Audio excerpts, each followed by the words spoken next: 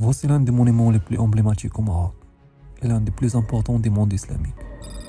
Un projet monumental a débuté il y a près de 8 siècles, mais demeure inachevé jusqu'à aujourd'hui. Pourquoi cette œuvre colossale n'a-t-elle jamais achevé? Quel était le véritable objectif de ce projet?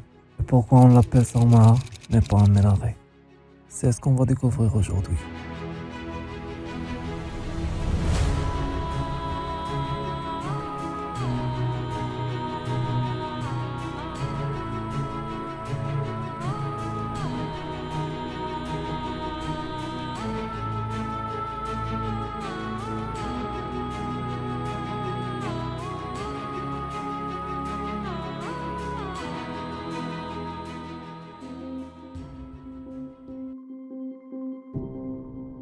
La tour Hassan, située sur la rive gauche du fleuve Bourgreg, face à la ville de Salé.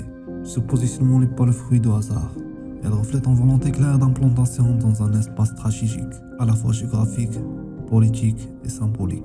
À proximité directe de l'océan Atlantique, le site bénéficie d'une ouverture sur les routes maritimes et commerciales qui ont longtemps joué un rôle majeur dans l'histoire du Maroc.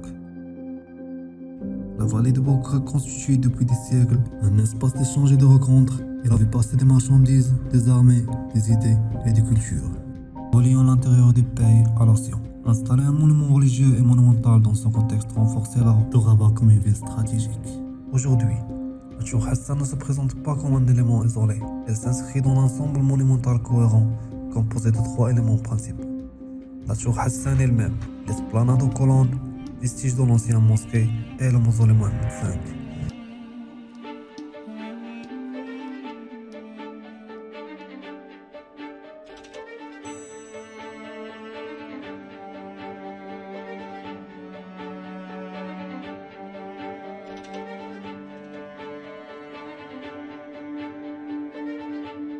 La construction de la tour Hassan s'inscrit pleinement dans le contexte historique de la dynastie Al-Mouhad, qui dominait le Maghreb et une grande partie de l'Andalous entre le XIIe siècle et le début du XIIIe siècle. Al-Mouhad émerge comme un mouvement à la fois religieux, politique et militaire, né d'une volonté de réforme profonde de l'islam et d'unification des territoires sur une autorité centrale forte.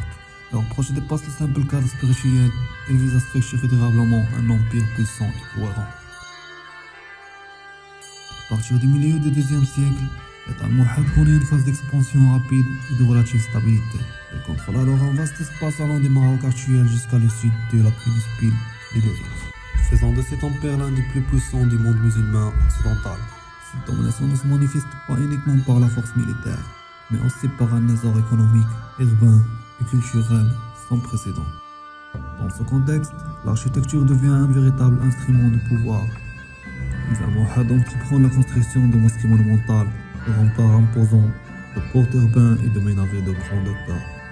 Des villes comme Marrakech, Séville ou encore Rabat s'imposent alors comme des centres majeurs de pouvoir politique et spirituel Al-Mouhad. La décision d'édifier une immense mosquée répond à cette ambition. Faire de Rabat une capitale impériale capable de valoriser avec les autres capitales du monde.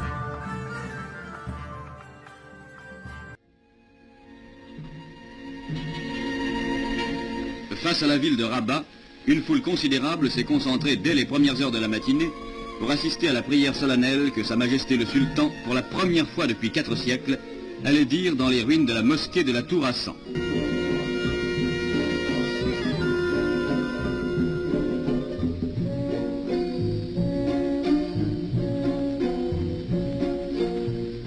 À cette cérémonie, Sa Majesté Mohamed V avait convié M. André-Louis Dubois, marquant ainsi son désir d'y associer le représentant de la France. Des villes comme Marrakech, Et au pied du minaret inachevé vieux de 8 siècles, le souverain a prononcé le sermon après que la prière eut été dite en son nom.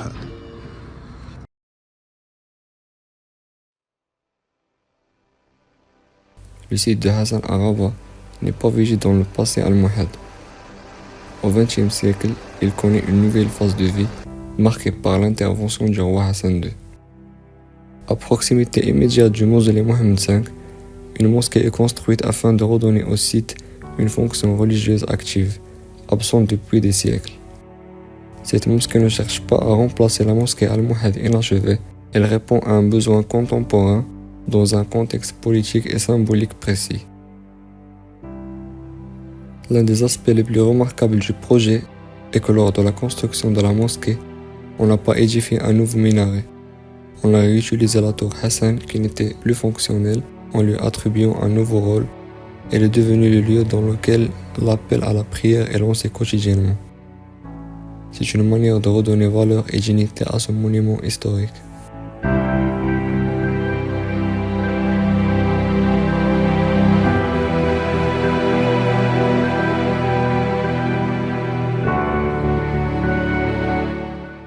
Contrairement à la mosquée Al-Muhad jamais utilisée, la mosquée construite à l'époque de Hassan II remplit une fonction religieuse concrète et quotidienne. Elle accueille les fidèles pour la prière, notamment lors des grandes occasions religieuses et des cérémonies officielles. Sa présence permet de réintroduire la pratique culturelle sur un site historiquement religieux, mais longtemps privé de cette fonction. Le site de Hassan redevient ainsi un lieu de prière vivant et non plus seulement un espace historique ou touristique.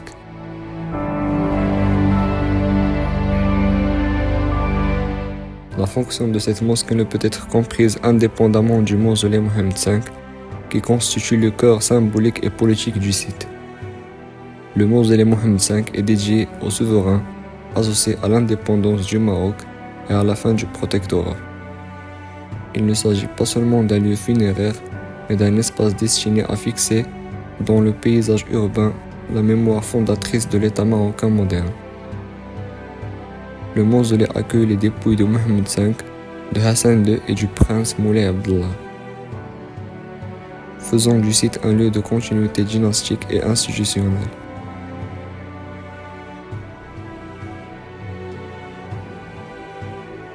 Sa fonction dépasse le recueillement individuel. Il est un lieu de cérémonie nationale, de commémoration officielle et de représentation de l'autorité de l'État, où la monarchie se met en scène comme garante de l'unité et de la stabilité du pays. Dans ce contexte, la mosquée joue un rôle complémentaire essentiel. Elle permet l'accomplissement des rites religieux qui accompagnent ces moments de mémoire et de légitimation politique. Le mausolée est ainsi un lieu de mémoire active et de pouvoir symbolique. La mosquée en assure la dimension spirituelle.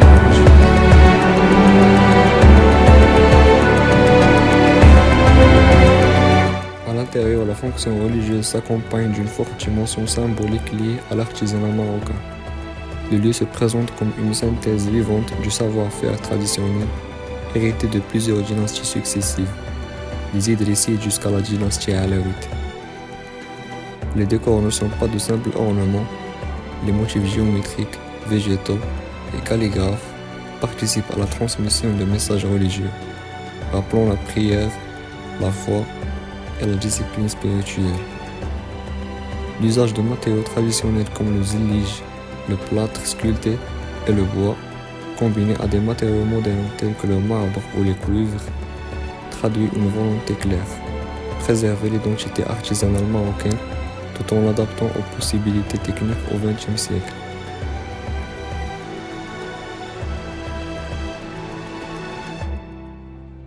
La présence de l'eau à travers fontaines et bassins renforce enfin la dimension spirituelle du lieu, en rappelant les notions de purification et de sérénité associées à la pratique religieuse. La décision de construire une mosquée à cet emplacement n'est pas uniquement religieuse. Elle s'inscrit dans une volonté de Hassan II de renforcer le lien entre la monarchie, l'islam et l'histoire du Maroc. En associant une mosquée active à un mausolée royal, le pouvoir affirme une continuité entre le Maroc indépendant, son passé islamique et son présent institutionnel. Le site devient alors un espace où se croisent religion, pouvoir et mémoire nationale. Aujourd'hui, le site de Hassan combine plusieurs fonctions. Il est à la fois un lieu de mémoire nationale, un espace religieux actif et un repère historique majeur. Le mausolée Mohammed V demeure un lieu central de commémoration, de représentation de l'État et de transmission de la mémoire nationale, tandis que la mosquée assure la continuité de la pratique religieuse sur le site. Cette coexistence empêche le site de devenir un simple décor patrimonial figé.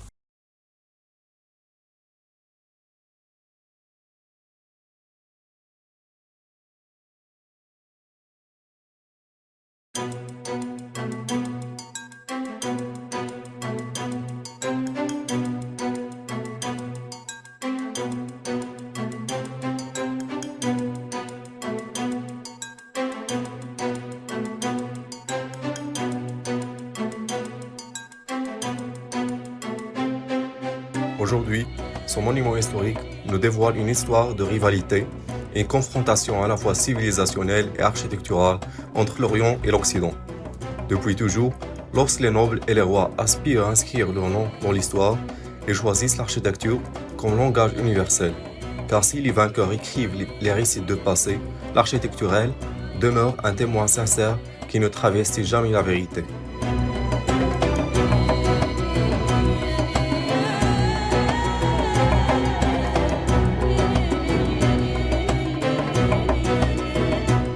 Projet d'une ampleur exceptionnelle a bénéficié de moyens considérables. Des artisans venus de Marrakech, de Rabat et même d'Andalous ont été mobilisés afin de donner naissance à une œuvre monumentale sans équivalent. Il faut se représenter une construction vieille de près de 9 siècles. Malgré les nombreux séismes qui ont marqué la région au fil du temps, l'édifice est resté debout, résistant à l'épreuve des siècles et témoignant encore aujourd'hui d'une période de grande prospérité. Son âge est estimé à environ 852 ans.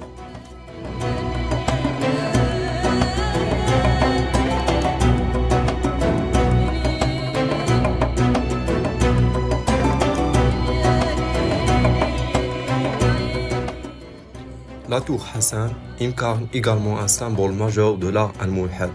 Son architecture se distingue par la richesse de son décor végétal, la diversité de ses arcs et ses ornements d'inspiration andalouse, visibles notamment dans les parties supérieures et sur ses 4 façades finement travaillées. Implantée sur une légère éminence, la tour s'impose comme un repère visuel dominant dans le paysage urbain de Rabat. À son époque, ils pouvaient être assimilés à un véritable gratte-ciel. Aujourd'hui, seule une partie de sa hauteur est visible, s'élevant à environ 44 mètres. Si le projet avait été mené à son terme, la tour aurait atteint une dimension exceptionnelle pour le monde islamique médiéval, se développant sur plusieurs niveaux.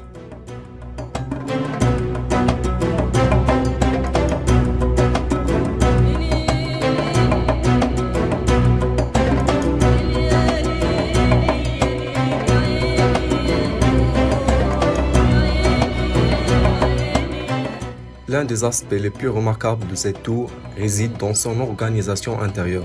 Contrairement aux minarets traditionnels, elle intègre une rampe intérieure continue, permettant au muezzin de monter à cheval jusqu'au sommet afin d'y lancer l'appel à la prière. Cette conception audacieuse illustre le haut niveau de maîtrise technique de l'ingéniosité des bâtisseurs de l'époque.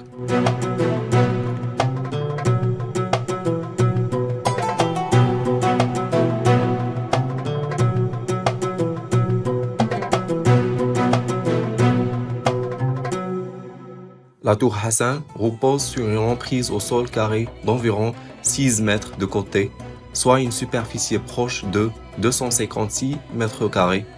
Cette base massif assure la stabilité de l'édifice et permet de supporter le poids considérable de la structure verticale. Ce choix dimensionnel n'est pas uniquement technique, il traduit également une volonté de monumentalité, affirmant la présence de minarets comme élément dominant du complexe religieux.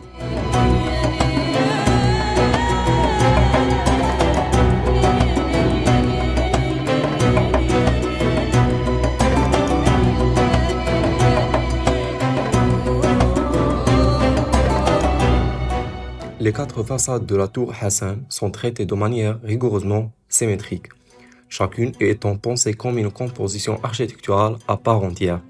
Elles sont organisées selon une superposition verticale de registres, alternant surfaces pleines et ouvertures, ce qui crée un jeu subtil d'ombre et de lumière au fil de la journée. L'ornementation, volontairement maîtrisée, ne surcharge jamais la façade. Il accompagne la structure et met en valeur la géométrie de la tour, conformément aux principes de l'architecture al-Muhad.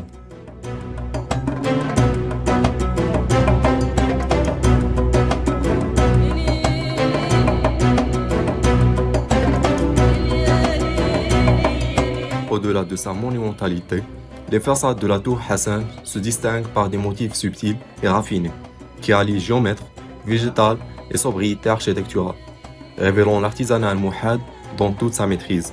Parmi ces motifs, on a par exemple motif de l'arc outrepassé, arc en fer à cheval.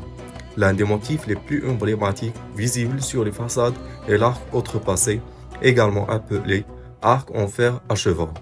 Hérité de l'architecture andalouse et maghrébine, cet arc dépasse le demi-cercle et crée une impression de fermeture et de protection.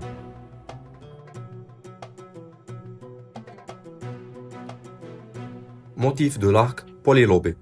On observe également la présence de l'arc polylobé, caractérisé par une succession de petits lobes sculptés. Ce motif, plus décoratif, introduit une finesse visuelle dans la masse imposante de la tour.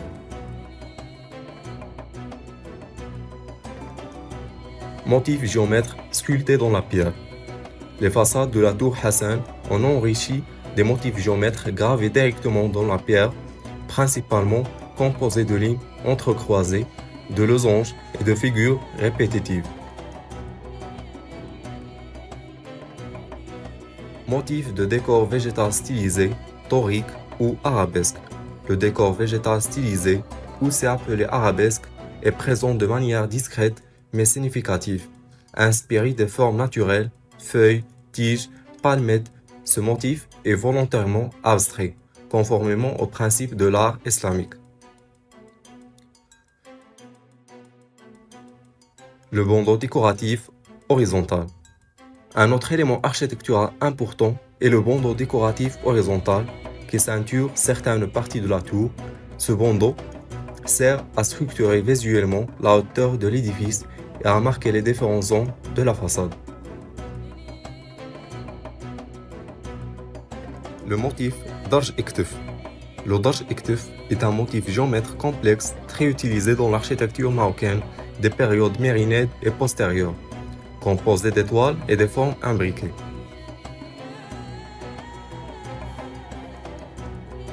Enfin, l'un des traits majeurs de la tour Hassan réside dans sa sobriété décorative. Contrairement à d'autres périodes plus ornementées, l'architecture al-Muhad privilégie la clarté des formes, la puissance des volumes et l'équilibre des proportions. Cette retenue dans le décor confère à la tour Hassan une monumentalité intemporelle et renforce son caractère symbolique.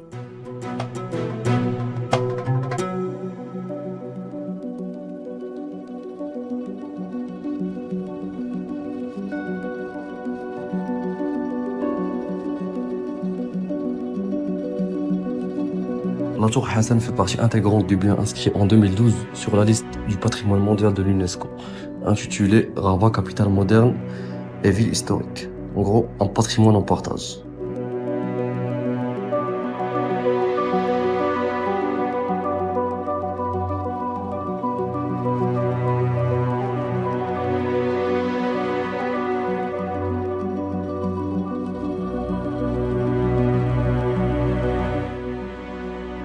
Cette inscription reconnaît la valeur universelle exceptionnelle de Rabat, ville où se conjuguent de manière harmonieuse héritage historique et urbanisme moderne, et dans laquelle la tour Hassan occupe une place centrale tant sur le plan symbolique qu'architectural.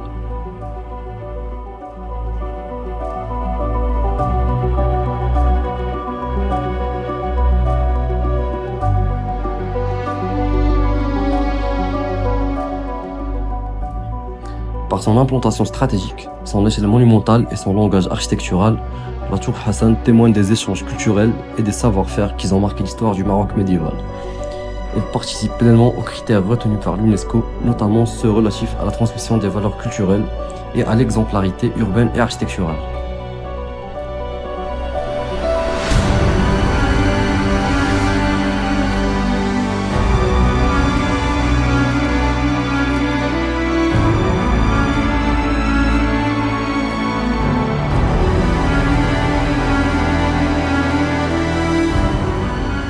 intégrée à un ensemble cohérent comprenant l'esplanade historique et le mausolée Mohammed V.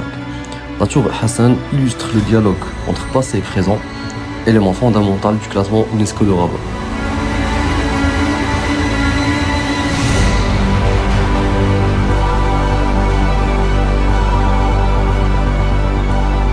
Ainsi, son inscription ne se limite pas à une reconnaissance patrimoniale. Elle engage l'État et les acteurs locaux à assurer sa préservation, sa mise en valeur et sa transmission aux générations futures, dans le respect de son authenticité et de son importance historique.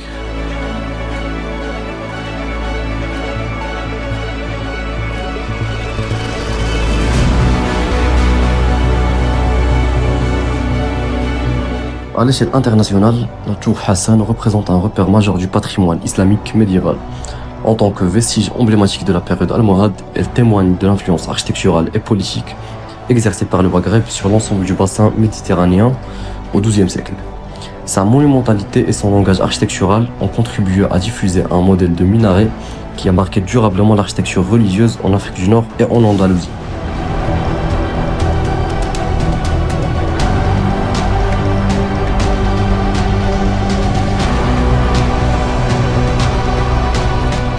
En conclusion, la tour Hassan est bien plus qu'un monument historique. Elle constitue un symbole fort de l'identité de Rabat et du patrimoine marocain. Malgré son caractère inachevé, elle témoigne de la grandeur de la civilisation. En conclusion, la tour Hassan est bien plus qu'un monument historique. Il constitue un symbole fort de l'identité de Rabat et du patrimoine marocain. Malgré son caractère inachevé, il témoigne de la grandeur de la civilisation almohade et de l'importance religieuse, politique et urbaine de la ville au XIIe siècle. Sa présence marque le paysage de la capitale et rappelle la richesse de son passé historique. Aujourd'hui, la tour Hassan occupe une place essentielle à l'échelle nationale et internationale. Notamment grâce à son inscription au patrimoine mondial de l'UNESCO, elle représente un lien entre le passé et le présent, entre tradition et modernité, et incarne un héritage commun qu'il est essentiel de préserver et de transmettre aux générations futures.